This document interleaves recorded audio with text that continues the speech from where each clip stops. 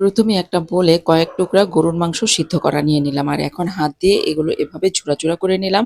আর তারপর চাকু দিয়ে এভাবে কুচি করে নিয়ে আরো অনেক বেশি ঝুরা করে নিলাম। আর এখন এর মধ্যে কাঁচামরিচ কুচি, গাজর কুচি, পেঁয়াজ কুচি আর ধনেপাতা কুচি দিয়ে দিলাম। আর তারপর এখানে কাবাব মসলা, গরম মসলা, লবণ, লাল মরিচের গুঁড়া, ধনে গুঁড়া, জিরা গুঁড়া, গোলমরিচের গুঁড়া সবকিছু দিয়ে খুব ভালোভাবে হাত দিয়ে এভাবে মেখে নিলাম। তারপর এখানে ৩ টা সিদ্ধ আলু গ্রেট করা দিয়ে দিলাম। তারপরে হাত দিয়ে খুব ভালোভাবে মেখে নিলাম। তারপর হাতটা ভালো করে ধুয়ে অল্প একটু হাতে তেল লাগিয়ে এখান থেকে অল্প একটু ডো নিয়ে এভাবে গোল করে একদম ডোনাটের মতো করে বানাতে হবে।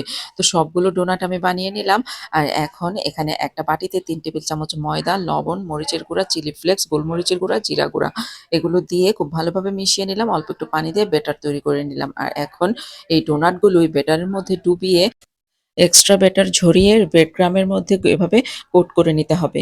আর ঠিক একইভাবে সবগুলো ডোনাট আমি এভাবে করে নিলাম।